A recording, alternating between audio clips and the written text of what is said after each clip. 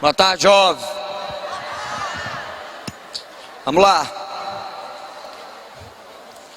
Seguintes.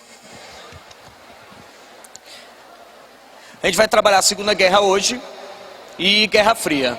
Massa? Beleza? Se você já quiser ir anotando por uma questão da visualização do dia, tá? Então, em vez de eu exibir o vídeo, que vai ficar muito claro, eu vou passar aqui umas indicações para vocês assistirem e qual é o tema relacionado, tá? Tem muito filme de Segunda Guerra. A filmografia da Segunda Guerra é muito mais fácil que da Primeira, tá? Isso é fato. Então a gente tem que fazer tipo uma triagem de quais são os filmes mais significativos para vocês, tá? E inevitavelmente, o que melhor explica a condução da política, tá certo? Na Segunda Guerra é um filme chamado A Queda, tá?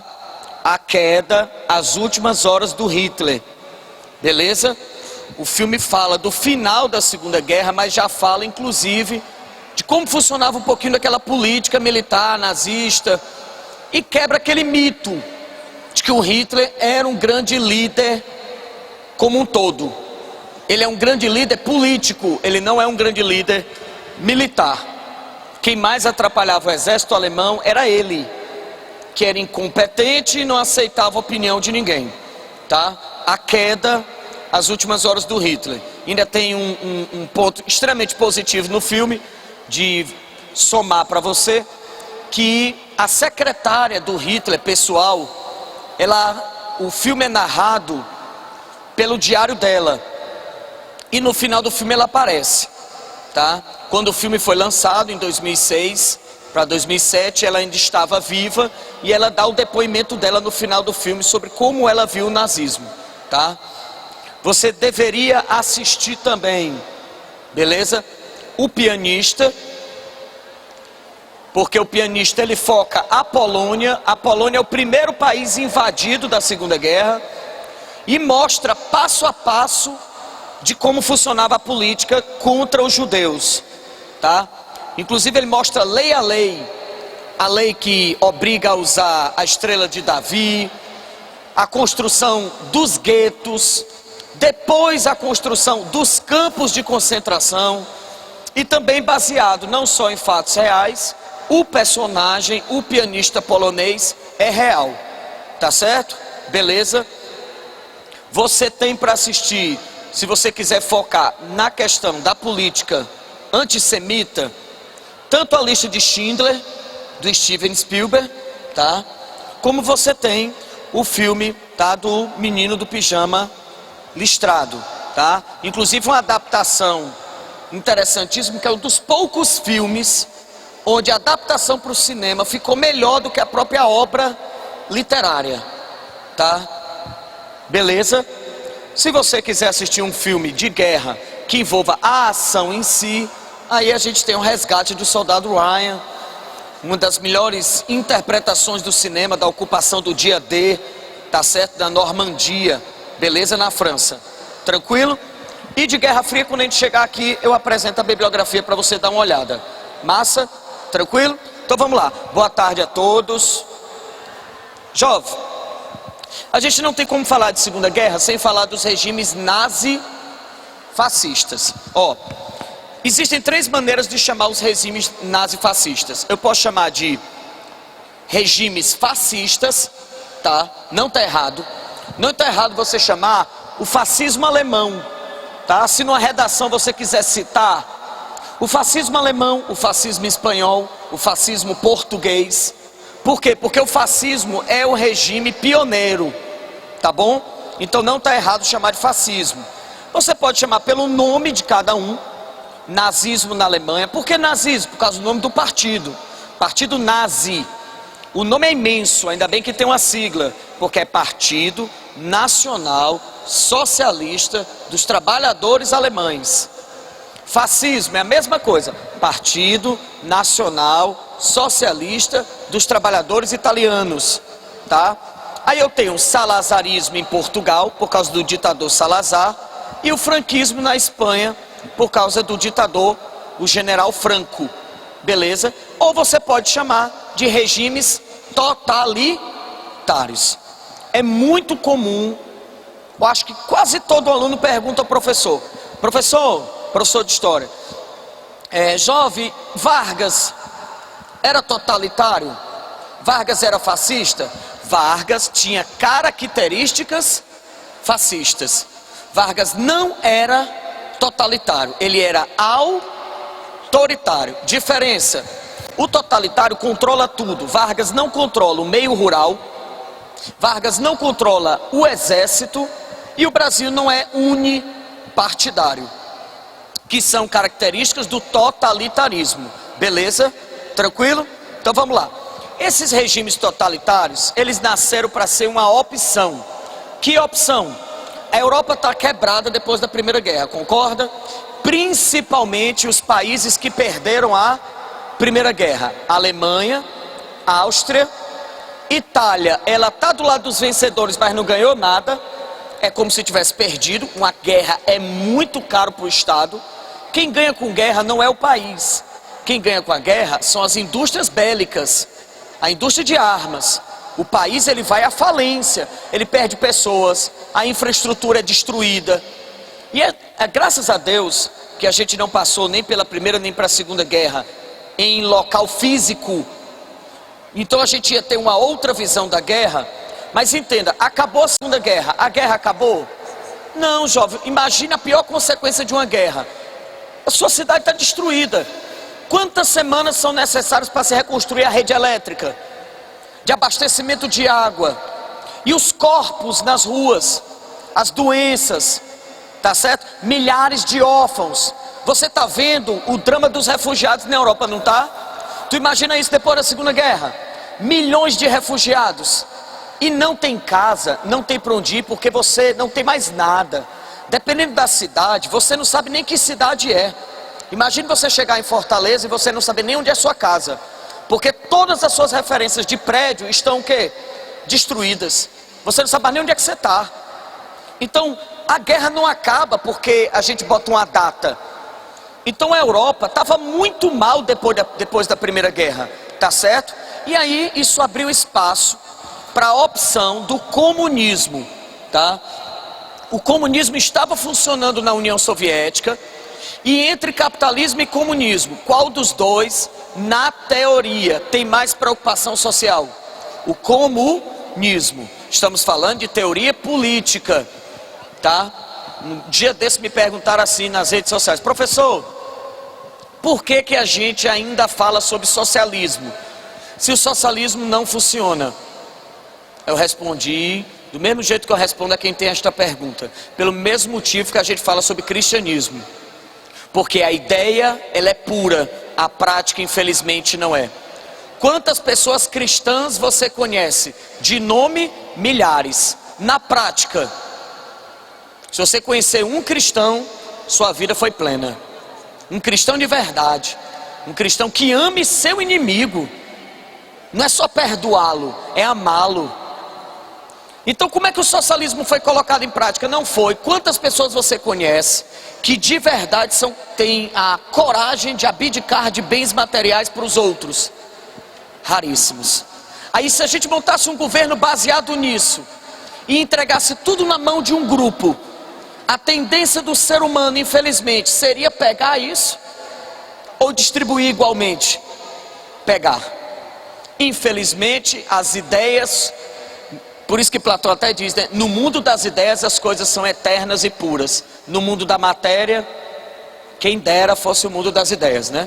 Tá certo? Então, na teoria, naquela época, se o capitalismo não está funcionando, qual é a opção, jovem? É o socialismo. Então vários partidos comunistas surgiram na Alemanha, na Itália. E aí o que é que a burguesia fez? Criou um partido extremamente forte, tá? Onde ele tem algumas características socialistas, mas ele é capitalista. O nome desse partido é Partido Fascista, Partido Nazista. Ele tem características socialistas, por exemplo, o Estado fascista, o Estado nazista, criou os direitos trabalhistas. Primeiro país a ter carta com direitos trabalhistas foi a Itália. férias remuneradas, aposentadoria, limite de horas de trabalho por dia, salário mínimo, carteira de trabalho, tudo isso não foram medidas de países socialistas, foram medidas de países capitalistas, que misturaram as duas ideias, tá certo? Então, se ele é um estado que dá benefício, onde é que está o capitalismo aí, professor, que eu não estou conseguindo ver? Vai haver igualdade econômica? Não. O rico vai continuar rico, o pobre vai continuar pobre.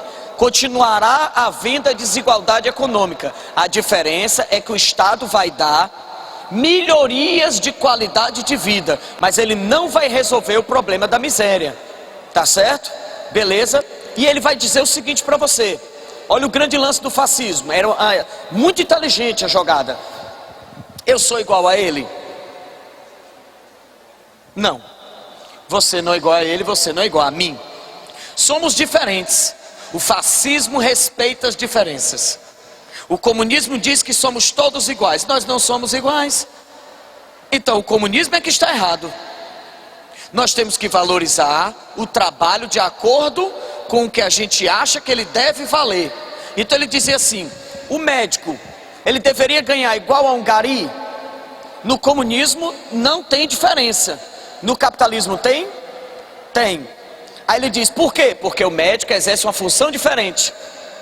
É mais fácil aceitar essa ideia ou a ideia de que somos todos iguais? Essa é a ideia da diferença.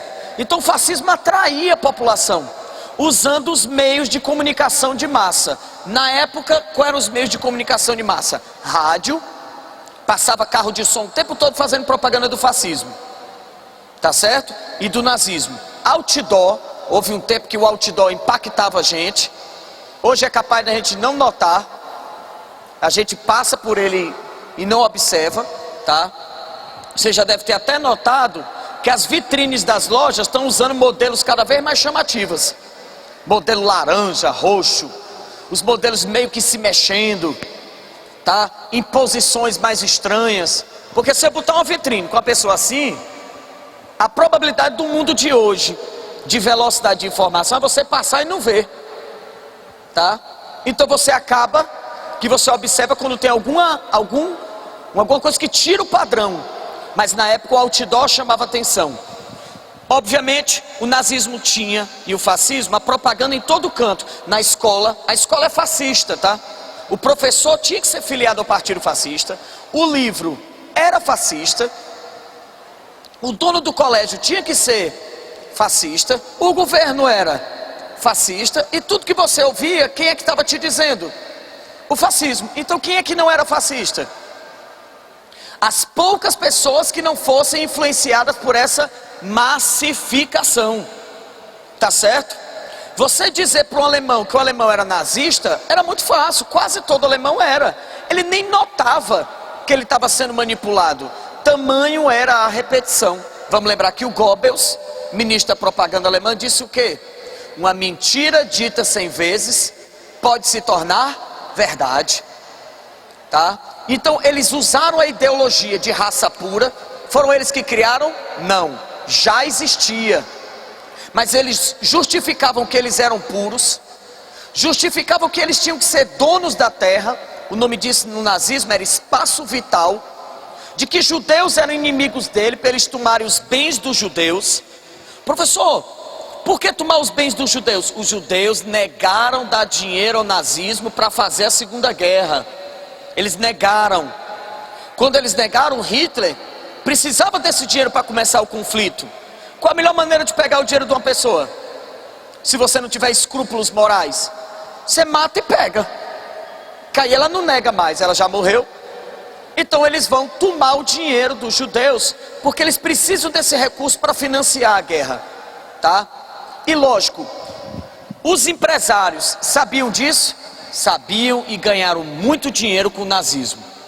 Empresas gigantescas, ainda hoje, que nasceram no nazismo, ainda estão muito bem das pernas, como Bayer, Volkswagen, BMW, Audi, Mercedes. Foram empresas, uma das que financiaram o regime nazista. O que é que ela ganhava, professor, quando ela financiava o regime nazista? Imagina que tu tem dinheiro. E aí eu te dou para o governo, sei lá, eu dou 80 milhões para o governo, uma empresa privada. O governo em troca vai me garantir uma mão de obra extremamente barata. Qual a mão de obra mais barata que tem? De graça. Qual a mão de obra de graça? Dos campos de concentração. O que era um campo de concentração, para quem não sabe o que era? Era um parque industrial. Tinha um local para as pessoas dormirem, tá? E aí eles trabalhavam lá, e alguns campos tinham laboratórios, porque a indústria farmacêutica ia avançar muito rápido se ela usasse como cobaia seres humanos. Muito hoje da medicina se deve ao nazismo. Foram eles que descobriram os analgésicos, foram eles que descobriram o método da anestesia geral. Quantas pessoas não tiveram que morrer para que eles tivessem êxito na anestesia geral? Aí você diz assim: professor, mas um cara desse não tem humanidade. Às vezes a razão científica ela é tão importante que você esquece a humanidade em detrimento da ciência. Se você perguntasse a um cientista nazista e dissesse assim: vale a pena matar 1000 pessoas para salvar 1 milhão? Ele vai dizer: sim, é matemático. Se eu matar 1000 pessoas e descobrir uma cura para uma doença que mata 1 milhão, essas 1000 pessoas vale a pena serem usadas. É bom lembrar que a gente olha assim friamente. Não, eu concordo com ele, mas torça para não ser uma dessas 1000, né? E se você fosse uma dessas 1000 pessoas que vai ser mantida viva para ser uma pessoa de laboratório? Eles raspavam os olhos para saber se era possível produzir uma pigmentação que os olhos ficassem todos azuis. Eles manipularam hormônios para que toda mulher alemã tivesse gêmeos, porque eles tinham um pensamento chamado fonte da juventude. Já pensou se toda mulher alemã só engravidasse de gêmeos? Enquanto toda mulher no mundo tem um filho, a mulher alemã tem 2. Então a população alemã vai dominar o mundo populacionalmente. Não vai ser só militarmente, ideologicamente, vai ser com o número de pessoas. Toda mulher tem 2 filhos, tá certo? Isso é tão importante que as revistas em quadrinhos depois beberam dessas ideias para lançar os seus super-heróis. O menino Capitão América, tá? Da revista em quadrinhos e aí para o cinema, era uma ideia da ciência nazista, de criar um soldado que tivesse condições musculares perfeitas, tendência genética até o corpo perfeito, tendência genética. Se a gente estivesse na Alemanha nazista, as meninas que engravidassem de 5 jovens, 5 filhos nazistas, ela ganhava uma medalha de cidadã alemã, entregue pelo próprio Adolf Hitler. Era o sonho de vida dela, engravidar e procriar a raça ariana. Então olha o poder de ideologia desse grupo. Agora, o nazismo quer a Segunda Guerra? Quer se vingar, principalmente quem é o principal inimigo deles? A França. Então o nazismo, depois que ele se estruturou, se militarizou, tá? Que ele se desenvolveu, ele começou a montar um plano de ataque. Primeira coisa que ele fez foi juntar com mais 2 países e formar uma coisa chamada eixo Roma, Berlim, Tóquio, Alemanha, Itália e Japão, tá certo? Vão se unir. Quando eles se uniram, a Liga das Nações, que era o órgão criado para evitar novos conflitos, fez alguma coisa? Não. A Liga das Nações tinha dito que a Alemanha, quem controla a Liga das Nações, a Inglaterra e a França, eles tinham dito que a Alemanha não podia ter arma. Meu colega, a Alemanha está formando exército, produzindo armas e se uniu com a Itália e o Japão. O Japão invadiu a China. Sabe o que a Liga das Nações fez? Nada.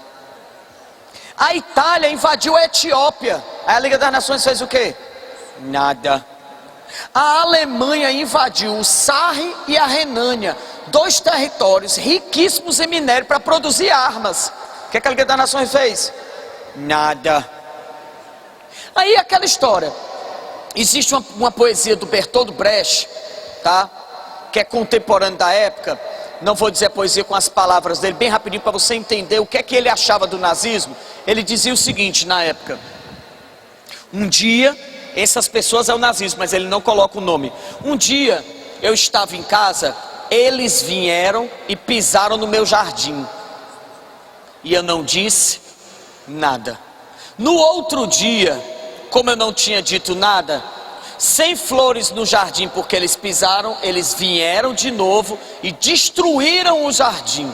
E eu não disse nada. No terceiro dia, eles vieram e arrombaram a porta e roubaram minhas coisas. E eu não disse nada. No quarto dia, eles entraram no meu quarto e me mataram. Era o dia que eu tinha decidido falar algo. Foi o dia que eles morreram.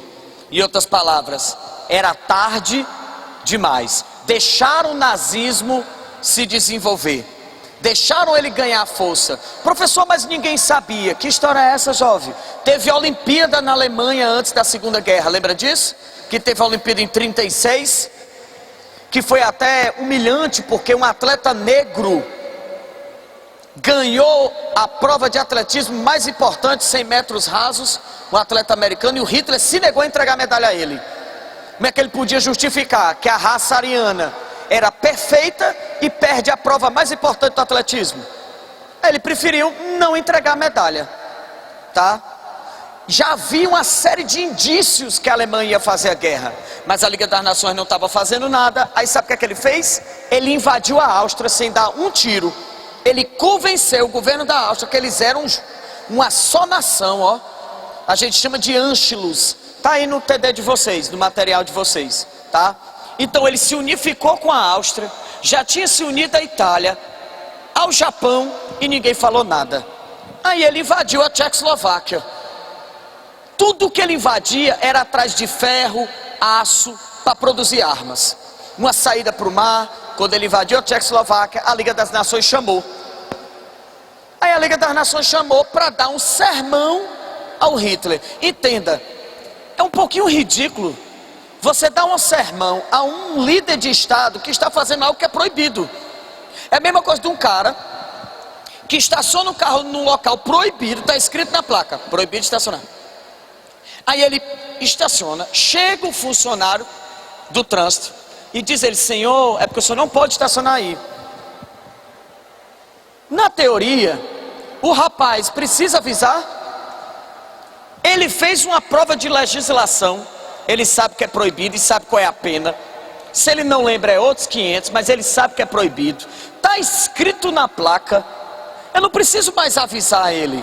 Eu não preciso chegar numa pessoa que está com o pé em cima do gramado escrito proibido pisar a grama. Acho que ele está errado, ele está errado. Ele sabe que está errado. Então para que fazer uma reunião por Hitler? Para avisar para ele que ele está errado. Essa reunião ele fez o maior teatro da época. Foi desse teatro da reunião, chamado Conferência de Munique. Foi tão teatral o que aconteceu, que o Charlie Chaplin fez o filme O Grande Ditador, imitando a cena dessa conferência. Quem é que foi para a conferência? A Inglaterra, o rei da Inglaterra, com o primeiro-ministro Winston Churchill, tá? O representante da França, menino Chamberlain. Lá veio o menino Mussolini e o Adolf Hitler, que estava na Alemanha, né? Foi receber as pessoas. Por onde o Hitler passou com eles em carro, desfilando em carro aberto, ele fazendo assim, e a população na Alemanha, todo mundo com a mão estendida, tá certo? É bom lembrar que o Hitler tinha problemas de saúde e ele não conseguia sustentar o braço, tá certo?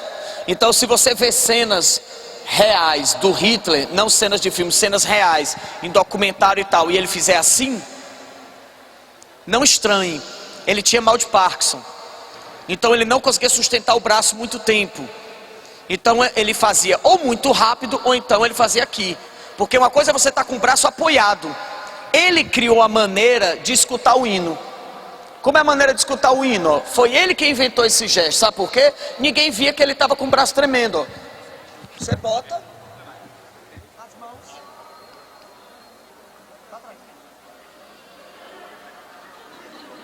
Ninguém está vendo. Qual o problema de ver? Meu filho, eu estou pedindo para você ir para a guerra e eu estou dando sinais de que eu estou morrendo. fica um pouquinho sem condições morais de você me pedir para ir pagar, porque quem está morrendo é você, não sou eu não. Podia muito bem um alemão dizer, vai tu, já está morrendo, eu novinho aqui, ó. Minha vida começou agora, eu jovem ainda, aí eu vou morrer, por tu que já está morrendo. Não, vai na frente, eu chego já, tá certo? Então ele não queria mostrar fragilidade, ele não estava só. O menino Mussolini era míope, não aparecia de óculos. Todos eles queriam mostrar que eram fortes, tá certo? O tio Hitler só fazia discursos em palanques altos, para ninguém saber o tamanho real dele, que era bem little. Ele era baixinho, o Mussolini era baixinho, e aí teve até a cena nessa reunião, sensacional. O que foi feito na reunião, professor? A Inglaterra e a França fizeram a Alemanha assinar um documento dizendo, não invado mais ninguém. E todos os territórios que ela invadiu, ela não devolveu. É como se dissesse assim, pronto, ó, já invadiu, tá bom, já parou. Pode invadir mais não, tá bom? Invade mais não? Promete pro tio? Então pronto, então não invade mais, tá? Só que na hora de assinar o documento, o Hitler preparou a sala e botou a cadeira mais alta para ele, né? Aí o Mussolini não entrou e sentou na cadeira? Aí ele ficou mais alto, pois o Hitler não assinou enquanto não trouxesse outra cadeira para ele ficar alto. Foi nessa situação que quem assistiu o filme do Charlie Chaplin, do Grande Ditador, já assistiram? Que nessa cena da reunião, o Chaplin, que é o Hitler no filme, Hinkel, né? Ele não pode dizer o nome Hitler, ele diz que é mera coincidência, tá certo? Ele senta na cadeira, o Mussolini está mais alto, aí ele faz aquele dispositivo aqui, né? Aí fica mais alto. Aí o Mussolini vê, diz assim, o que é aquilo, Hitler? Quando o Hitler olha, ele levanta a cadeira dele. Aí fica os dois levantando a cadeira até que a reunião acontece com os dois com a cabeça no teto. Tá certo? Beleza? E também é do filme do Charlie Chaplin, porque talvez vocês não saibam, a cena que ficou clássica no cinema, tão clássica que virou até tema de novela da Globo, tá certo? O Dono do Mundo, tem uma cena onde o ator, eu acho que era o Antônio Fagundes, faz uma cena onde ele pega um globo terrestre e fica brincando com o globo terrestre. É desse filme, O Grande Ditador, onde o Chaplin, imitando o Hitler, pega o globo terrestre e fica brincando com ele dentro da sala. Tá certo? Beleza? Terminada a reunião, entenda. O Hitler não pode ter arma. Sabe como é que a reunião acabou? Ele fez um desfile militar, do que ele não pode ter. É como se ele tivesse dito assim, ó, traz o tanque que eu vou bombardear a Europa. Olha que tanque bonito, aí. Se tu não quer morrer num tanque desse, dá vontade de levar um tiro nos peitos, aí. Calibrezão, cara, papoca, sobre nada. É bom que a família nem enterra nada, que já vai. Da terra você virará pó com esse tanque. Passou o avião que nós vamos bombardear aí, ó. Já passou, o bicho ligeiro, menino. É bom demais morrer assim. Você não sempre quis morrer sem sentir dor? Aí. Ele mostrou as armas que ele não pode ter. Tu sabe o que é que o rei da Inglaterra disse? Elogiou e convidou ele para ir a Londres. Mostrar como é que ele faz para controlar as pessoas. Tá? Acabou a reunião, ninguém fez nada com a Alemanha. Aí ele mandou uma carta para a Inglaterra, menino Hitler, pedindo para que a Inglaterra se juntasse com a Itália e o Japão e juntos eles atacassem a União Soviética e destruíssem o comunismo. Aí a Inglaterra negou, não queria a Segunda Guerra. Só que de alguma forma, porque já tinha espionagem na época, de alguma forma a União Soviética soube. E aí vem o acordo mais legal de todos os acordos legais. O Hitler é anticomunista, o Stalin é antinazista. Fizeram um acordo de paz. O tratado Alemanha-União Soviética ou Germano-Soviético. Olha o tratado, olha o acordo, olha o naipe dos elementos. A Alemanha assina um acordo com a União Soviética de que ela vai destruir a União Soviética, mas daqui a 10 anos. A União Soviética, pois venha, eu vou. Pois venha, eu vou mesmo. Daqui a 10 anos eu vou. Pois então daqui a 10 anos a gente se destrói. Então pronto, quer o quê? Os caras assinaram um pacto de não agressão. Eu vou lhe destruir daqui a uma década. E o outro, pode vir quente, que eu tô aqui já. Tô só com a vodka vindo. Venha pra você ver a arrumação.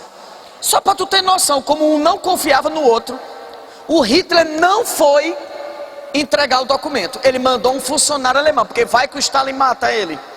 E o Stalin, como não confia no Hitler, também não foi receber o Hitler. No final das contas, o funcionário soviético chegou e se encontrou com o funcionário alemão. Aí ficou um olhando para o outro. Foi tu que o Hitler mandou? Foi. Foi tu que o Stalin mandou? Foi. Então vamos lá, gente, fazer aqui o serviço. Assinaram o documento. Tamanha era a desconfiança dos dois. Entenda, a partir de agora que a Alemanha não tem mais que fazer a guerra com a União Soviética, em 10 anos, ela pode se preocupar de fazer a guerra só de um lado. Se aqui fosse Europa, daqui para cá, ó, daqui para cá é a União Soviética. Eu não preciso atacar para cá, só para o lado de cá. França, Inglaterra. E aí a Liga das Nações tinha dito, se ele invadisse mais um território era guerra. Ela invadiu a Polônia. 1º de setembro de 39, a Alemanha invade a Polônia. Papoca, menino, começa a Segunda Guerra Mundial. Quando começou a Segunda Guerra, a Inglaterra disse o quê? Está declarada a guerra. Eu disse para você, Alemanha, se você invadir mais um território é guerra. Aconteceu a guerra? Não. Tu acredita? A Alemanha invadiu a Polônia, aí a Inglaterra e a França, saia, aí a Alemanha, não. Então pronto. Aí ficou assim, a Alemanha dentro da Polônia e ninguém se atacou. Passou setembro, ninguém se atacou. Chegou outubro, dia das crianças, ninguém se atacou. Chegou novembro, ninguém se atacou. Chegou dezembro, nada. Então é Natal, nada de ataque. Réveillon, janeiro, nada. Fevereiro, o pessoal já estava procurando o canto para onde é que ia para o carnaval. Não teve guerra ainda. Na Europa, na França, começaram a dizer que a guerra era de mentira. Tá vendo? Como o Hitler não tem coragem de fazer a guerra, foi só fazer uma pressãozinha que ele, se escondeu. Quando chegou março, de março para abril, ele atacou. Em 14 dias ele invadiu a Europa quase toda. Como? Ele fez a Blitzkrieg, a guerra relâmpago. O que é que ele fez em setembro, outubro, novembro, dezembro, janeiro, fevereiro e março? Ele passou esses meses tudinho produzindo arma, produzindo arma, produzindo arma, produzindo arma. Quando ele atacou de uma vez. Era tanto tanque, tanto avião, que ninguém esperava o ataque. Primeira notícia. Segundo, nunca teve tanto equipamento bélico de uma vez. Ninguém resistiu. Na verdade, o sul da França não foi invadido e faltava ganhar só da Inglaterra. A Alemanha praticamente ganhou a guerra com um ataque. A União Soviética está lá. Aí o Hitler, quando viu que a Europa estava praticamente dominada, resolveu atacar a Inglaterra. Quantas vezes os generais alemães disseram a ele, não está pronto ainda o ataque contra a Inglaterra, porque a Inglaterra é batalha aérea, batalha marítima, não vai ser por terra. Não estamos prontos. Ele ouvia alguém? Não. Ele não ouvia ninguém. Então o pessoal ordenou o ataque porque ele mandou. Deu certo? Não. A Alemanha não conseguiu vencer a Força Aérea Britânica. Foi uma batalha desesperadora. Quase que a Inglaterra perde, mas não perdeu. E a Alemanha gastou quase tudo que tinha juntado nesse ataque e não venceu. Aí o que acontece? A guerra dá uma parada. Não é que a guerra acaba, ela diminui, está faltando dinheiro. A Alemanha gastou muito dinheiro para fazer uma operação e não deu certo. A guerra deu uma parada. E quando essa guerra dá uma parada, tu já sabe quem é que está ganhando com a guerra, né? Adivinha quem é, ué? Enquanto isso, os Estados Unidos, o nome já diz tudo, eles usam a Europa. A Europa em guerra, os Estados Unidos estão vendendo armas, estão vendendo remédio, borracha, enlatados. Eles estão vivendo o American Dream. Finalmente estão saindo da crise de 29. Nunca foi tão lindo uma guerra como era aquela para os Estados Unidos. Se fosse Natal, o governo americano disse, Papai Noel, por favor, manda mais tempo de guerra. Se o senhor puder deixar 20 anos de guerra, eu te agradeço. Obrigado. E tome os Estados Unidos ganhar dinheiro. O Hitler, que tem a paciência da batata da perna da barata, não vai esperar os Estados Unidos se sustentar na guerra, jovem. Ele atacou os navios americanos. Ao atacar os navios americanos, ele está provocando os Estados Unidos para entrar na guerra. Os Estados Unidos, mesmo atacado, não entrou. Mesmo tendo navio afundado, ele assinou um documento chamado Carta do Atlântico, dizendo que se entrasse na guerra, ia ser aliado da Inglaterra, mas ele não entrou ainda. A guerra está entrando num momento tenso. A Alemanha atacando os Estados Unidos sustentando a Inglaterra na guerra, sustentando a resistência francesa. Aí o Japão se meteu. Os Estados Unidos construíram uma base militar do lado do Japão, a base de Pearl Harbor. Por quê, professor? Porque o Japão estava explorando o petróleo da região. Quando os americanos construíram aquela base, eles atrapalharam o Japão. Eles prejudicaram economicamente o Japão. Aí o Japão teve uma estratégia. O Japão e os Estados Unidos não são historicamente inimigos. Eram aliados comerciais. O imperador japonês mandou um funcionário, um ministro, conversar com o governo americano e assinar um acordo de paz. No dia que foi assinado o acordo, foi o dia que o Japão atacou. Tu acredita? Os americanos não esperavam o ataque naquele dia. O acordo foi assinado, tá, em dezembro de 41. No mesmo dia, de manhã cedinho, né, no fuso horário, de manhã bem cedo, o Japão atacou a base americana. A, o efeito surpresa. B, mais do que efeito surpresa. Naquele dia, é mais do que um ataque surpresa. Foi o dia que o Japão assinou o acordo de paz. Eles não estavam esperando. Era de manhã cedo. Os soldados estavam, a maioria, de folga na base. Estavam dormindo, uma grande parte. Aí vem os agravantes. O Japão usou uma técnica chamada kamikaze. Os aviões, eles vêm em voo rasante em direção ao alvo. Tem gente que diz assim: professor, por que esse voo rasante vem em direção ao alvo? Porque o Japão não tem avião suficiente para manter na guerra. Qual é a vantagem dele vir assim? Se o avião cair, ele derruba quem atirar nele. Então fica 6 por meia dúzia. Entendeu a jogada matemática? Se o cara atirar em mim, eu estou vindo em direção a ele. Aí o cara vem atirando, ó, pá, pá, pá, pá, pá, pá, pá, pá. Se tu atirar no avião, ele cai em ti. Aí tu morre. Se tu não me matar, eu te mato. Tá, tá, tá, tá, tá, tá, tá, tá. Sabe qual era a solução? Tu tinha que deixar ele vir, ele errar todos os tiros. Era só tu desviar. Quando ele passasse por ti, aí tu atira nele. Probabilidade disso dar certo? Quase nenhuma. Então os kamikazes tinham um efeito muito rápido. O kamikaze, o avião era pequeno, aí ele era mais rápido. Porque os aviões na Segunda Guerra tinham ficado maiores. Aí o avião japonês era pequeno para vir nesse voo rasante. Meu irmão, e quando é o dia, como diz Ludmilla, é hoje. Quando chega Ludmilla, não tem quem faça nada. Se tem um negócio que eu acredito, é o dia. Quando é o dia, jovem, não adianta. Quando é o dia de você morrer, você morre em casa. Você está deitada na rede, aí cai um avião na sua casa. Porque aviões caem em casa. Se um avião cai numa casa, tinha alguém dormindo lá. Era o dia do cara morrer. E tem um dia que você não morre. Tem um dia que o cara lhe dá 12 tiros e você sobrevive. Fala, meu Deus, e acontece o quê? Puxa da perna um pouquinho. Fica uma marca, tá? Não morre, jovem, tá? Olha, nós temos casos na história de gente que sofreu um atentado à bomba. A bomba explodiu, o cara foi jogado na explosão. Aconteceu o quê? Ferimento. Morreu, a bomba morreu, ele não. O próprio menino Adolf. Tantas vezes tentaram matar Adolf Hitler. E teve uma vez que botaram a bomba dentro da sala de reunião onde ele estava. Quando a bomba estava prestes a explodir, chegou um cara, a bomba estava dentro de uma bolsa. A bomba estava bem aqui. Aí chegou um cara e encostou a bolsa na perna da mesa. Ele não sabia que era bomba. Oxi, quando a bomba explodiu, a mesa virou e protegeu o Hitler. Ele queimou a banda da bunda.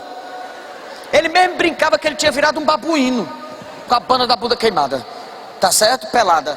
Então o bicho, quando é para morrer, morre. Quando não é, não é. Naquele dia era dia de morrer. Era dia de morrer. Diz aí que o Japão não jogou uma bomba. Bomba de impacto. O nome já está dizendo o que acontece com ela. Quando ela bate, explode. Pois os americanos, aconteceu o seguinte: o Japão passou atacando, uma bomba caiu no maior navio da base. A bomba bateu, não explodiu. Entrou dentro do compartimento do navio. Desceu um andar, 2, 3. Parou na última parte do navio. Sabe que parte é essa? É onde o navio guarda as bombas. A bomba explodiu nas bombas do navio. Aí o navio explodiu a base, que era perto de poços de petróleo, e tocou fogo até no mar. Por quê? Porque é hoje. Simplesmente o ataque a Pearl Harbor foi tão impactante que os americanos decidiram entrar na guerra. Só que quando os americanos entraram na guerra, a guerra tem que mudar, porque a Alemanha ainda não venceu a Inglaterra. E agora ela vai ter que enfrentar os americanos. Sabe qual foi a solução? Me diga o único canto da Europa que tem recursos minerais, infraestrutura e não foi atacado. União Soviética. A Alemanha tinha que invadir a União Soviética, senão ela perde a guerra. Ela vai invadir? Vai. O Hitler é um bom militar? Péssimo. Escutou as tropas? Não. Todo mundo disse, tem que esperar um pouco. Ele foi de uma vez. Foi. Não foi bem planejado. A União Soviética fez uma guerra de abandono. Ela abandonou e foi para a cidade. Por que ela foi para a cidade? Porque na cidade a guerra urbana é quarteirão a quarteirão. Cada prédio pode vir um tiro. Quem joga jogo de tiro sabe que a pior fase que tem é da cidade. Porque tu leva um tiro, tu não sabe nem o que foi. Aí tu, pá, morreu, tu fica puta, aí tu bota, continue. Aí tu olha assim, pá, morreu de novo. Só que na vida real tu só morre uma vez, né? No videogame tu morre não sei quantas naquela fase. Tu morre não sei quantas só para saber de onde é que tá vindo o tiro. Então, uma guerra na cidade, ela é lenta, ela não é tão eficiente. E outra coisa, as cidades soviéticas eram estreitas as ruas. O tanque alemão, gigante. Você já deve ter visto que rua estreita, caminhão não consegue fazer a curva. Não já viram isso? Que o ônibus quando faz a curva, a maior confusão, arranca, tem que invadir um pedaço da calçada. Aí tu imagina tu fazer uma curva no tanque. Ah, professor, mas um tanque desse é blindado. Sim, mas o tanque é blindado, ele entra dentro do prédio. Pronto, aí o prédio cai em cima do tanque, levanta. Então o tanque, numa cidade, ele não tem efeito surpresa. Primeiro que ele vem fazendo um barulho absurdo. Não sei quantos quarteirões onde você escuta o barulho do tanque. O tanque era tão pesado que provocava terremoto. Você sentia o tremor da terra. Aí você lá vem o tanque. Se preparar que o tanque está chegando. E tremia muito antes dele chegar.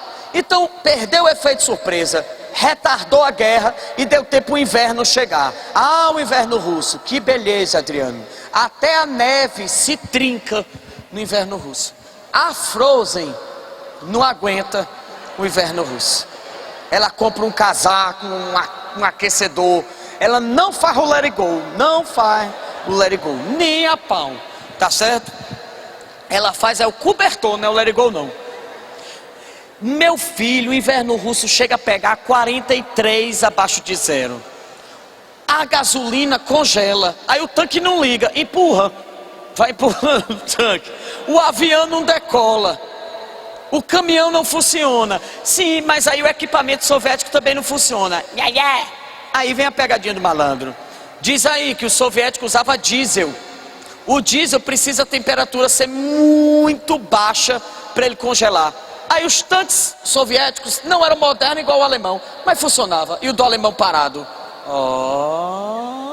Ainda vai? A Alemanha não está conseguindo vencer a União Soviética. Mas como nada que está tão ruim, não possa ficar pior para o menino Hitler, aconteceu a reunião das reuniões. No meio do Irã, foi feita uma conferência em 43. Olha quem foi para a conferência. O primeiro-ministro da Inglaterra, o Churchill.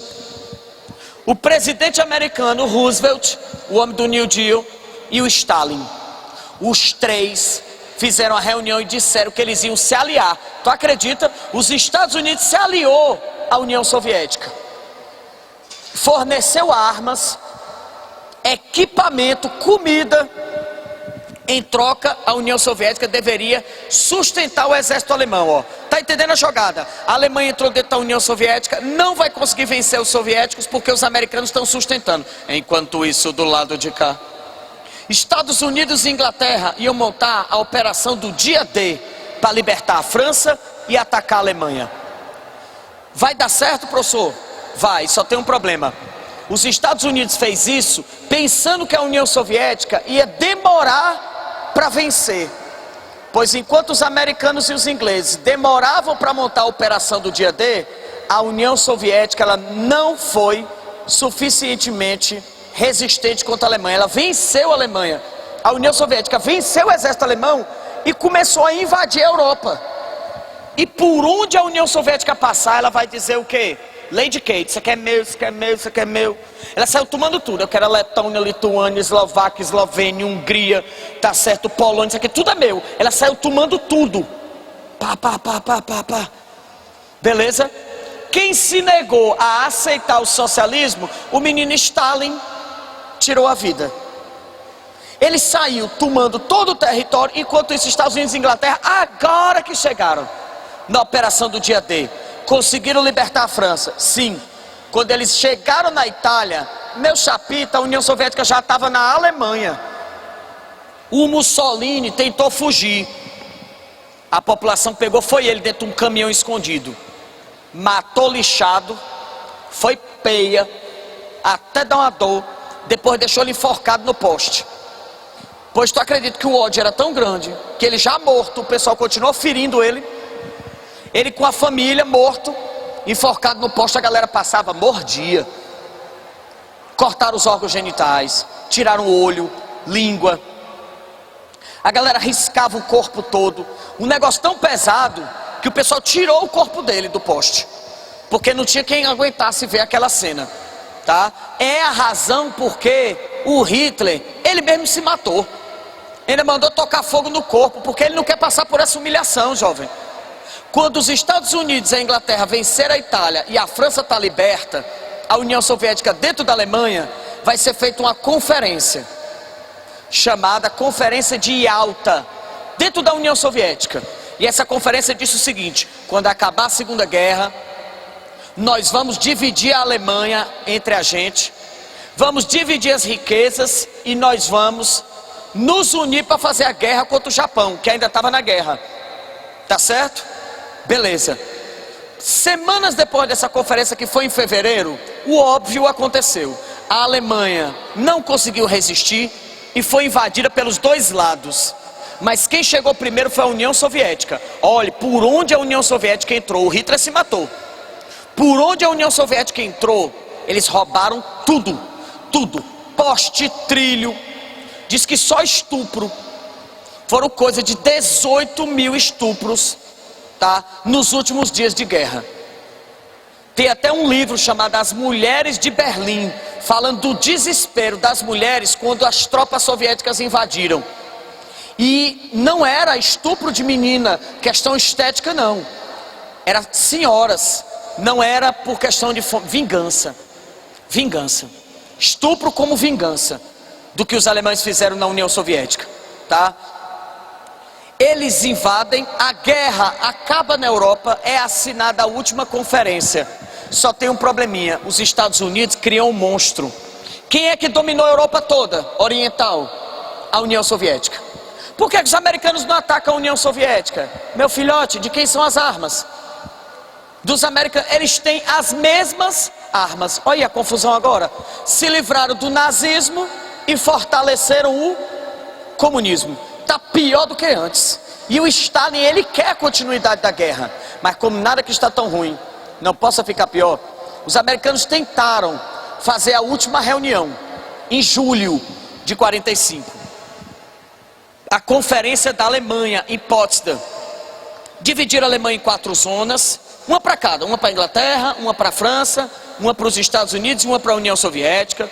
Marcaram um julgamento para julgar os alemães, o julgamento de Nuremberg. Nuremberg é a cidade onde o nazismo nasceu, tá? Ele não nasceu em Berlim, nasceu em Nuremberg. E eles decidiram o que é que iam fazer com o Japão. Só tem um detalhe: enquanto estava rolando essa reunião Dias antes, os americanos tinham terminado a bomba atômica. Fizeram um teste, um dia antes da reunião. Fizeram o teste. Olha o nome que eles deram para a bomba atômica. Trinity. Na tradução é Trindade Sagrada. Eles chamaram a bomba atômica de Pai, Filho, Espírito Santo. Fizeram o teste e chegaram à seguinte conclusão: nós conseguimos criar uma bomba, tamanho poder, que ela pode chegar a 10 vezes o Sol. É 1 milhão de graus. É tão forte o impacto que não vale a pena soltar no chão, tem que soltar no ar, porque o impacto é tão grande que ele provoca um terremoto e morre menos gente. E o principal problema, a bomba era tão rápida que ela quebra a barreira do som. Nós temos que ter uma maneira de jogar a bomba e sair. Só tinha um avião que fazia isso, que era o B-29, um avião de 29 toneladas, tá? Esse avião hoje é pequeno, viu? Hoje ele é sucata. Os americanos têm o B-59, leva um porta-aviões dentro do avião. Se você quiser fazer uma guerra delivery, você liga, domicílio, ele vai lá, lhe bombardeia e vai para casa. Tá certo? No dia que você quiser provocar, ele vai lá, bombardeia, sai fora e vai assistir o Cris no final da tarde. Tá certo? Eles vão, não entram em acordo nessa conferência, e aí o Japão vai ter que levar as bombas para que a União Soviética saiba que os Estados Unidos já têm esse poderio. Professor, se a bomba era para a União Soviética e não para o Japão, por que não joga na União Soviética? Ah, os americanos só têm dinheiro para 3 bombas. Cada bomba é $1 bilhão na época. 3 bombas eles tinham dinheiro. Nunca começa o que você não pode terminar. 2, o Japão, a União Soviética. Japão, a União Soviética. Japão, a União Soviética. O Japão é pequeno, jovem. Uma coisa é tu bombardear uma cidade pequena, outra coisa é tu bombardear uma cidade imensa, porque uma bomba atômica ela destrói mais ou menos 5 quilômetros quadrados, desaparece tudo, e aí ela vai até 20 quilômetros. Uma cidade grande não tem 20 quilômetros quadrados, tem muito mais.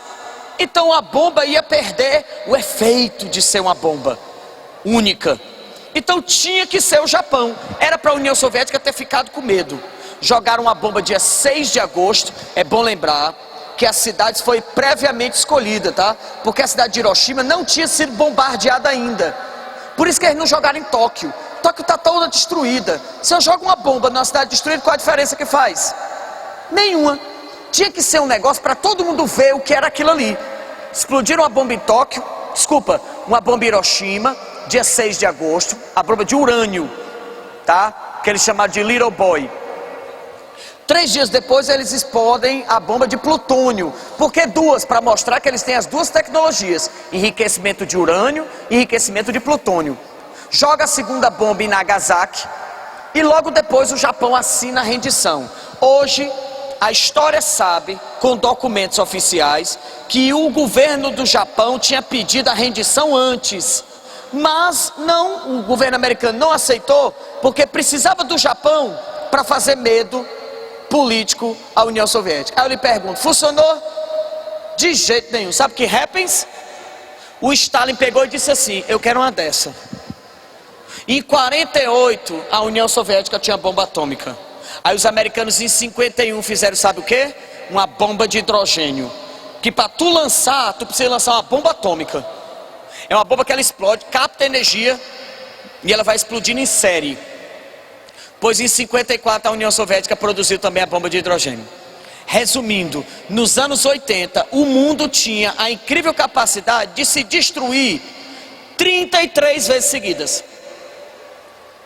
As potências mundiais produziram bomba atômica para destruir o planeta Terra 33 vezes.